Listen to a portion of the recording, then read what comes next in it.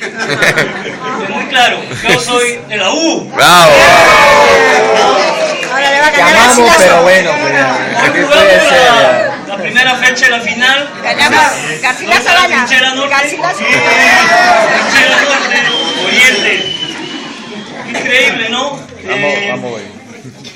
De verdad sí soy de la U. Soy el aliancista. Desde que nací. Y curiosamente esas cosas que pasan en familia. Yo tengo un hermano, hombre, que una vez vino aquí a la reunión. ¿De qué equipo crees que es? Mejor, de mejor. Aliancista. Alianza. Pasa, ¿no? Un solo hermano, hombre, aliancista. Yo de la U. Increíble. No, lo que pasa es que él es 3 años mayor que yo. Y cuando él se hizo hincha aliancista, no existía el equipo, el mejor equipo del Perú, que era la U, ¿verdad?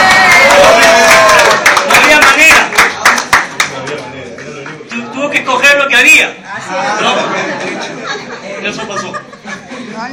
Bueno, Alianza, sin duda corazón. reciban Ahora vamos a los ganar. saludos de César y seguramente pronto tendrán ustedes noticias de la iglesia de Trujillo, de Arequipa, en fin, él está ahora en Trujillo y le pido que siempre estemos orando por también las iglesias alrededor de Lima, ¿no? De las provincias de nuestro querido país.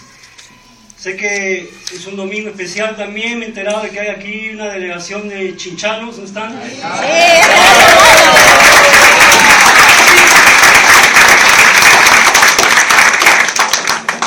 Tengo que ir a Chincha, no conozco allá la iglesia, los he conocido aquí algunos, hace muchos años que no voy a Chincha y sin duda debe haber cambiado muchísimo en estos 30 años más o menos, o más que no voy. Pero sería increíble algún día, pronto espero visitarlo, ¿no? Bueno, yo había además dicho que me despedía hasta el próximo año, ¿no? Y aquí estoy otra vez, ¿no? ¿Qué pasó? O sea, que no haces planes y de pronto suceden cosas. También ahora hay un par de lesionados en mi familia, mi esposa y mi hijo.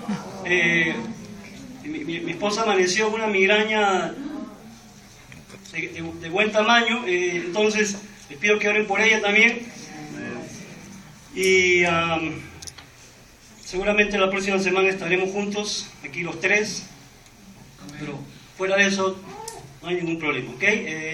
Vamos a orar para poder empezar este servicio de la prédica. Padre, queremos darte gracias por todo tu amor y te quiero pedir particularmente que tú filtres mis palabras y que las purifiques y que solamente salgan palabras para alimentar, para darle reflexión a mis hermanos y a mí mismo, para construir, para provocar lo que tú quieres que provoque en nuestro corazón. Nada más, Dios, por favor, todo lo demás, quítalo del mensaje. Y Padre, que haya una cosecha para bien de cada persona que ha venido esta mañana, los que han venido también por primera vez quizás, los que hemos venido por muchos años. Padre, cada uno de nosotros, como hayamos llegado quizás con preocupaciones, con angustias, con tristezas, quizás otros con alegrías, con celebraciones, Padre, con cualquier situación que nos acompañe esta mañana, te pido que tú estés en el medio y que seas tú quien sane, quien corrija, quien instruya, quien dé las respuestas necesarias para seguir en pie, declarando por siempre que tú eres nuestro Rey y Salvador, y lo oramos en el nombre de nuestro Padre Celestial, tu Hijo Jesús. Amén. Amén. Hermano, ¿cuántas noticias esta semana pueden haber impactado en nuestra vida? No lo sé, pero ha habido una situación recurrente, ¿no? Que ha sido, y es un tema que siempre provocará una sacudida en nuestro corazón, que es cuando una persona muere, ¿no? Y esta semana, seguramente, como cualquier otra semana en realidad, porque si pudiéramos ver lo que ocurre en todo el mundo, siempre hay este tipo de situaciones, de muertes. Lo escuchamos recientemente, hace unos días, ¿no? La muerte de Nelson Mandela. Y sin duda podríamos hacer una gran reflexión de su vida. No es mi intención ahora, simplemente pensando en esa gran persona, ¿no?, que para muchos significó, sobre todo los africanos. Estaba viendo en algún reportaje varias de las frases célebres que él tenía, ¿no? Y dice que una de estas frases célebres es: en mi país, para ser presidente, primero tienes que estar en la cárcel. Eso lo dijo Mandela. Yo me puse a pensar, ¿y en nuestro país cómo es? Parece que es al revés. Penosamente. Primero eres presidente y después terminas en la cárcel. Qué triste realidad, ¿no? Mandela estuvo preso más de 20 años defendiendo derechos, ¿no?, civiles, y después llegó a ser presidente. Bueno, la muerte para otros, los más jóvenes quizás, la muerte de Paul Walker, ¿no? Exactamente, Fast and Furious, ¿eh? Ya, de Rápidos y Furiosos. Trágico accidente, ¿no? Se pones a pensar, bueno, este hombre murió en su ley, pues. Una persona que le gustaba la aventura, la adrenalina, murió así, corriendo un auto, quién sabe a qué velocidad, se acabó.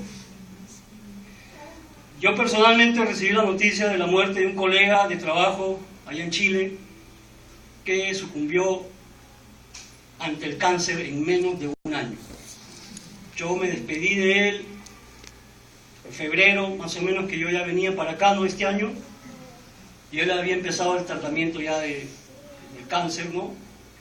Y hace unos días, pues, recibí la noticia de que ya había fallecido. Una persona de unos 57 años, más o menos. Y bueno, son cosas que, al final de cuentas, a mí me hicieron pensar en nuestra condición de extrema fragilidad, de una vida efímera. Nuestra vida es tan corta, en realidad. Ni Mandela, que vivió más de 90 años, 95, ¿no? Podríamos decir quizás que fue más que un suspiro, más que un abrir y cerrar de ojos. Al final de cuentas, así es en realidad nuestra vida. Hubo una muerte aquí en nuestra realidad en Lima, que creo yo que fue sumamente trágica. Seguramente la viste en la televisión, dramática, que tiene que haber detonado emociones de todo tipo, no solo en su propia familia, pero también en nosotros. ¿Te acuerdas? ¿Escuchaste de este universitario de la Universidad de Lima que terminó por suicidarse? ¿No? Un joven que tú lo ves y dices, ¿qué le podría faltar a esta persona en su vida para llegar a esa decisión? Una persona con un camino prometedor seguramente a graduarse de una universidad de prestigio en Lima, futuro profesional con todo por delante, se veía una familia de solvencia, ¿no? Tú lo veías a él, bueno, dice que este muchacho medía 1,85 m, o sea, un tipazo, o sea, podría haber sido un modelo, aún físicamente, ¿no? ¿Qué le faltaba? ¿Por qué se suicidó este joven? ¿Quién o quiénes son los culpables? ¿Se podría haber evitado? ¿Cómo? Sin duda, teniendo una relación y una experiencia personal con Dios, nosotros podemos tomar otro tipo de decisiones, podemos enfrentar las presiones, los sinsabores, las tristezas de la vida de otra manera, ¿verdad?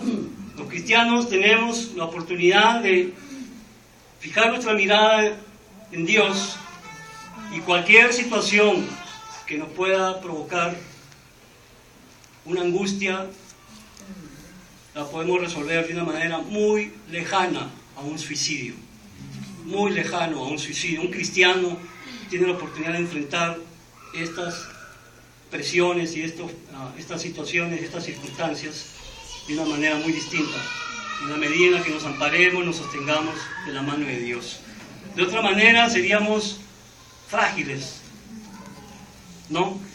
Y ahora les quiero básicamente contar la historia de un hombre aquí en la Biblia que tiene que ver con esto de de qué tipo de desenlaces tiene ante ciertas circunstancias en la vida, qué tipo de decisiones toman las personas y qué tiene que ver en medio de todo esto la oportunidad de tener a Dios en el centro de nuestra vida.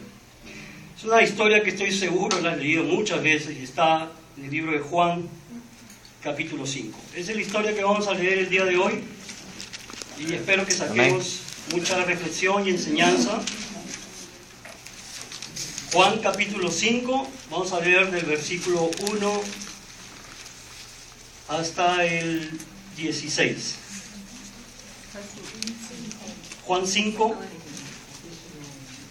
capítulo 1.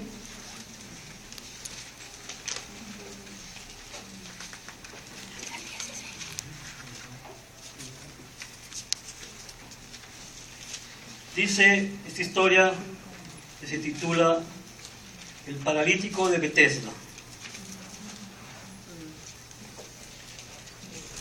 Dice: después de estas cosas había una fiesta de los judíos y subió Jesús a Jerusalén. Y hay en Jerusalén, cerca de la puerta de las ovejas, un estanque llamado en hebreo Betesda, el cual tiene 5 pórticos. En estos yacía una multitud de enfermos, ciegos, cojos y paralíticos, que esperaban el movimiento del agua, porque un ángel descendía de tiempo en tiempo al estanque y agitaba el agua. Y el que primero descendía al estanque después del movimiento del agua quedaba sano de cualquier enfermedad que tuviese. Y había allí un hombre que hacía 38 años que estaba enfermo. Cuando Jesús lo vio acostado y supo que llevaba ya mucho tiempo así, le dijo: ¿quieres ser sano? Señor, le respondió el enfermo, no tengo quien me mete en el estanque cuando se agite el agua. Y entre tanto que yo voy, otro desciende antes que yo.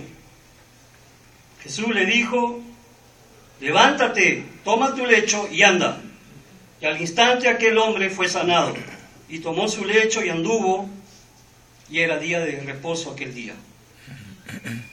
Entonces los judíos dijeron a aquel que había sido sanado: es día de reposo, no te es lícito llevar tu lecho. Él le respondió: el que me sanó, él mismo me dijo, toma tu lecho y anda. Entonces le preguntaron: ¿quién es el que te dijo, toma tu lecho y anda? Y el que había sido sanado no sabía quién fuese, porque Jesús se había apartado de la gente que estaba en aquel lugar. Después le halló Jesús en el templo y le dijo: mira, has sido sanado, no peques más, para que no te venga alguna cosa peor. El hombre se fue y dio aviso a los judíos que Jesús era el que le había sanado. Y por esta causa los judíos perseguían a Jesús y procuraban matarle, porque hacía estas cosas en el día de reposo. Seguramente ya al haber leído tú ya sacaste muchas cosas a tu mente, ¿no? Ya te hizo pensar varias cosas aquí. Yo tengo aquí una serie de preguntas que las voy a lanzar para que ustedes las piensen.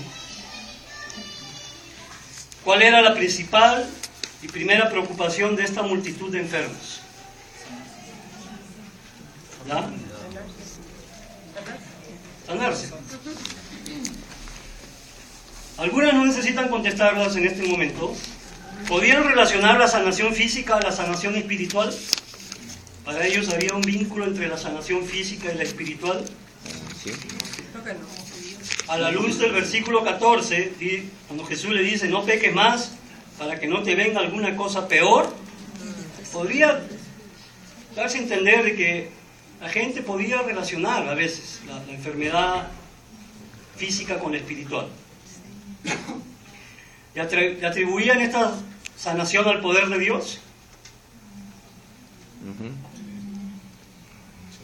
Parece que sí.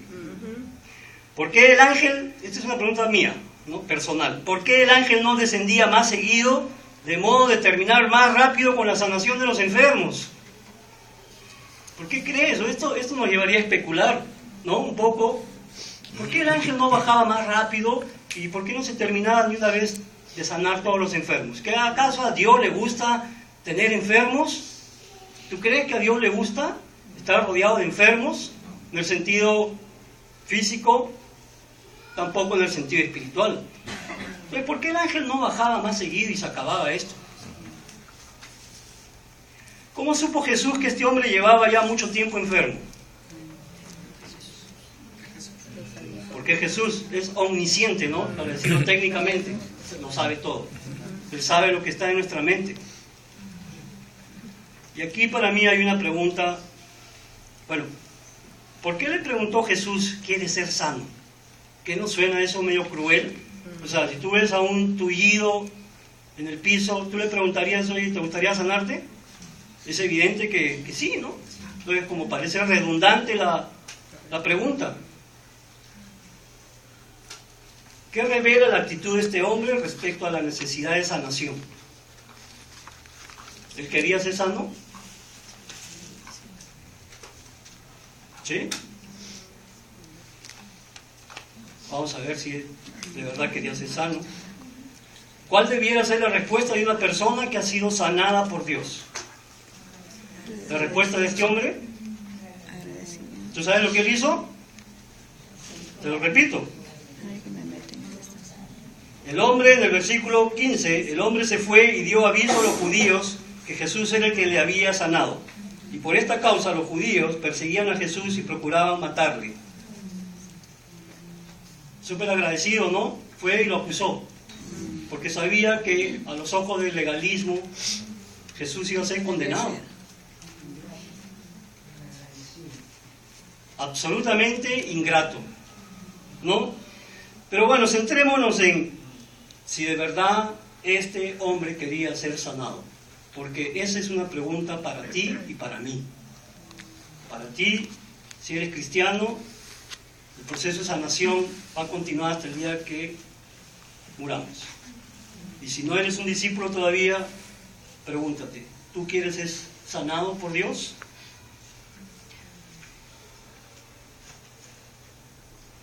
El inválido, a la luz de lo que la Biblia dice, le contestó con una excusa, ¿no? No tengo quien me mete en el estanque cuando se agite el agua, y entre tanto que yo voy, otro desciende antes que yo. ¿A qué te suena?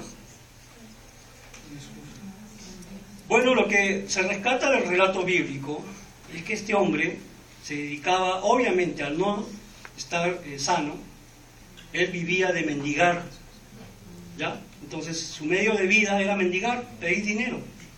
Por lo tanto, si él se sanaba, ¿qué pasaba? Se quedaba sin esa posibilidad de ganar dinero. Era así. Entonces, tengo que pensar, ¿cómo es posible que una persona por 38 años, ¿de verdad crees que no había oportunidad para que él se meta al agua en 38 años? O sea, uno podría pensar, bueno, me ganan una vez, 2 veces, 3 veces ya, pero 38 años, que toda la vida otras personas lo hagan antes que yo, creo que es demasiado, ¿no?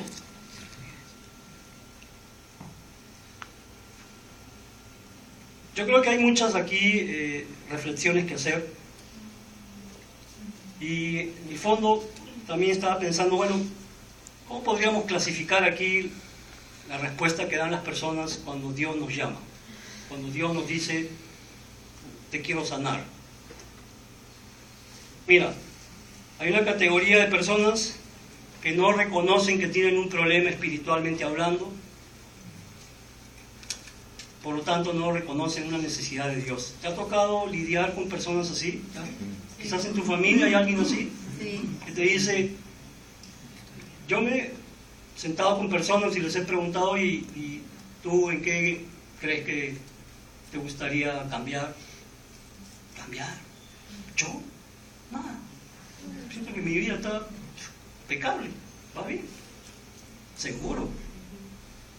Hay gente que piensa así, pero también nos puede pasar como cristianos, en un momento que pensemos, yo, como decimos en México, ya la hice, o sea, ya llegué, yo ya llegué, ya tengo 25 años de cristiano, ya estoy, ¿viste? Mentira, ¿no? Absolutamente mentira. Cada vez te das cuenta de que la carrera es sumamente complicada, y empiezas a ver quizás merma en tu estado físico, y dices, bueno, ojalá que llegue, ¿no? Y pienso con todo mi fuerza, mi corazón, me voy a aferrar a Dios hasta el último minuto para poder llegar, de lo contrario, sé que voy a quedar en el camino. Eso lo tengo bien claro yo. Otra categoría de personas sí reconocen que tienen un problema. O sea, hay gente que te dice, tienes razón, yo creo que me he excedido en la vida, ¿no? He sido una persona sumamente inmoral, he practicado muchos vicios quizás, ¿no? He tratado mal a las personas, he sido sumamente soberbio, he perdido el control muchas veces, he ofendido, he lastimado, he engañado, he traicionado, he mentido, he robado, tantas cosas, tantas maneras. Y son personas que sí ven su necesidad, pero te voy a decir algo. Este grupo de personas no decide acercarse a Dios porque hay algo más grande que esas cosas que reconocen, que es su propio orgullo. Reconocen todo esto, pero al final dicen, por orgullo no pido ayuda. O sea, no importa, pues me voy a hundir, me voy a ahogar, yo soy malo. No por una cuestión de orgullo nada más de decir, oye, ayúdame, ¿sabes? No. Otro grupo de personas, que yo creo que probablemente es este hombre de la historia, son personas que realmente no quieren sanarse. Y esto también tenemos que reflexionarlo nosotros como discípulos. ¿En qué áreas de pronto pueden ya haberse convertido recurrentes nuestros pecados? En el fondo preguntarnos, ¿de verdad queremos ser sanos en todas las áreas? ¿No? ¿Queremos tener una sanación completa? ¿O ya nos hemos acostumbrado a ciertos pecados también, no?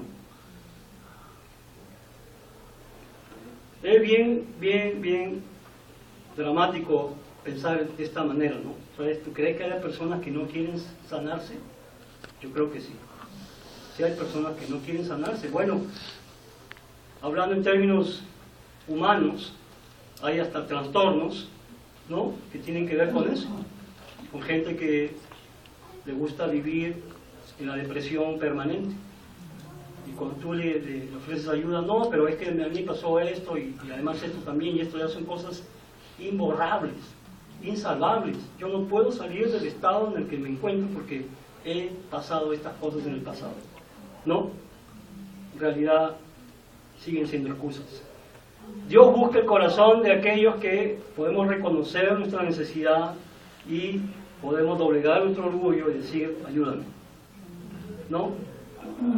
Cuando esto pasa, Dios bendice allá en el camino, nos ayuda también y tenemos la posibilidad de sanarnos.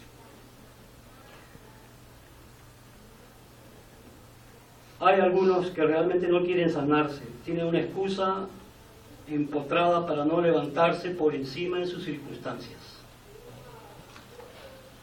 Esto tenemos que pensarlo, nosotros como cristianos también, ¿no? A veces le echamos mucho ojo a las circunstancias y pensamos, no, es que yo no puedo por esto, no, es que Jorge, yo soy, mira, sí, estoy soltero, no, yo soy viudo, yo soy divorciado, tú no me entiendes, o yo tengo 5 hijos, tú 1, o yo me quedo sin trabajo, tú no sé, cuántas cosas, o yo tengo una enfermedad crónica, tú no.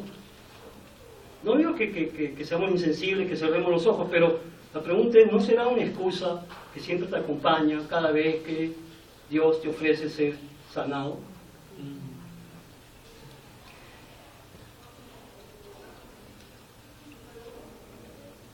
Por encima de nuestras necesidades materiales, a Dios le importa nuestra necesidad espiritual. Aquí quiero hablar de algo, ¿no? ¿Cómo somos los discípulos sobre todo? Pero también los no creyentes. ¿Con qué cosas igualamos el poder de Dios? ¿Y con qué cosas igualamos las bendiciones de Dios? Bueno, muchas veces las igualamos con las cosas, valga la redundancia, materiales, con las situaciones materiales. Si el aumento del sueldo es una bendición de Dios y ahí está Dios. Yo creo que sí, de verdad, ¿no?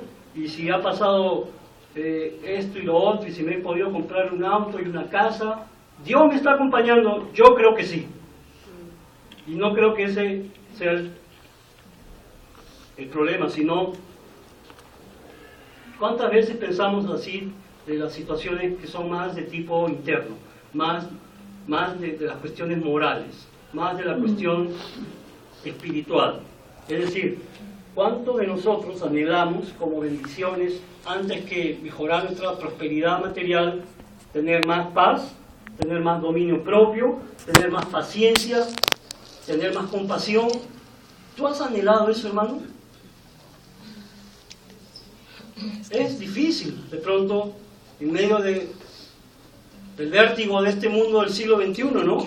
Y muchas veces, ¿dónde se centrarán nuestras oraciones? Dios, ¿no? Mejora mi situación, mi prosperidad, la de mi familia.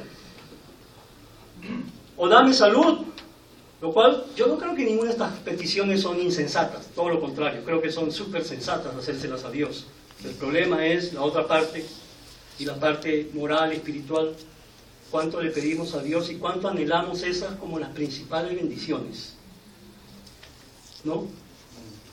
Hay que pensarlo seriamente, porque creo que estas cosas son en el fondo lo que debiera ser el centro de nuestra fe. Para los discípulos debiera ser: ¿qué quieres tener más desarrollado en tu vida? ¿Qué sería la mayor bendición? Yo, en lo personal, pensaría: me gustaría tener más dominio propio, me gustaría tener más paciencia, me gustaría ser más compasivo con la gente, me gustaría ser menos egoísta. Te estoy hablando de mí, no estoy diciendo que eso no aplique para todos. Me gustaría tener paz siempre. Varias cosas, ¿no? Sanar a este hombre nos permitía ver, sí, sus carencias, físicamente hablando, ¿no? Pero también habían carencias espirituales en él. Y cómo estas, al final de cuentas, Dios las convierte en fortalezas. O sea, al final de cuentas, ese es el mensaje. De una debilidad, Dios la convierte en una fortaleza. Y todos nosotros somos así, en un sentido moral, espiritual. Antes de conocer a Dios, hemos sido cojos, ciegos, sordos y mudos. ¿Estamos de acuerdo? Así éramos, ¿no? Y estamos en un proceso de sanarnos. Si realmente queremos ser sanados, haremos lo que sea necesario para superar nuestras debilidades, para vivir vidas productivas a pesar de esas debilidades. Mira, las debilidades nunca se van a desaparecer por completo, ¿eh? Siempre vamos a tener un recordatorio de nuestras debilidades. Como yo dije en el principio, la muerte de todas estas personas me hace recordar otra vez que somos frágiles, que somos efímeros, que somos débiles, que podemos morir más fácil de lo que pensamos. No nos enojaremos con Dios ni le echaremos la culpa a otros. Pasa, ¿no? Puede pasarnos en la iglesia también. No, es que estamos así por la culpa de tal o cual, ¿no? Asume tu parte y vas a ver cómo la cosa cambia. Escogeremos creer que somos vencedores en Cristo y que podemos hacerlo todo en Cristo, que nos fortalece.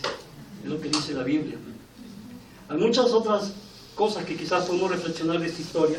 Otra que pienso importante es el tema del legalismo. ¿Te diste cuenta cómo contestaron estos hombres en el versículo 10?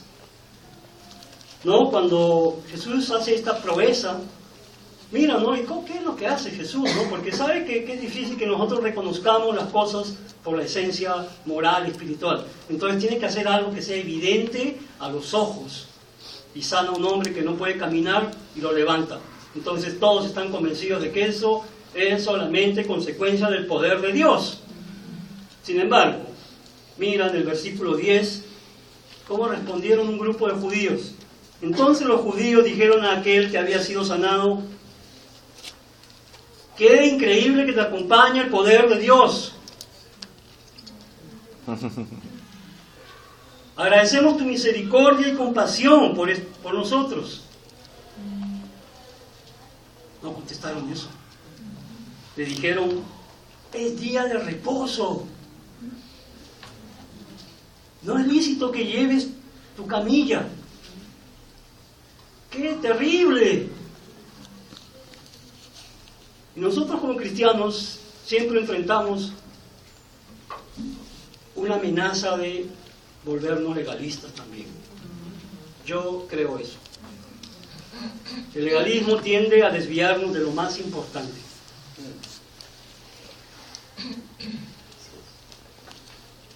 Cuando yo tenía poco de haberme bautizado, apenas unos meses, 3 meses yo creo, un día pues se me ocurrió un día se me ocurrió ayunar. Porque me sentía como que estaba siendo golpeado por la tentación, ¿no? En muchos sentidos. Y dije, ¿qué hago? O sea, mi mente y mi corazón a los 3 meses de cristiano, pensé, pues ayuno, ¿no? Voy a ayunar.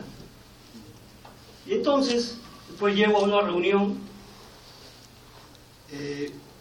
y nos piden que compartamos, que cómo nos iba, ¿no? Una especie de tiempo discipulado abierto en grupo. Y les digo, ¿saben qué? Yo me he sentido así y pues tomé la decisión de ayunar.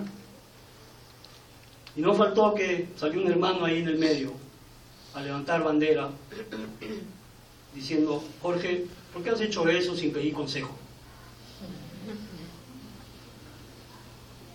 No lo podía creer. O sea, hermano, voy a pedir consejo para ayunar. ¿Ustedes pedirían consejo para ayunar? No. O sea, ¿tú te imaginas que yo voy, oye hermano, ¿puedo ayunar? Me siento rebasado por el pecado, por la tentación. ¿Puedo ayunar? ¿Tú me dirías que no? Difícilmente, ¿no? O sea, ¿cuál sería lo malo en ayunar? ¿No es algo que la Biblia enseña? Ahora,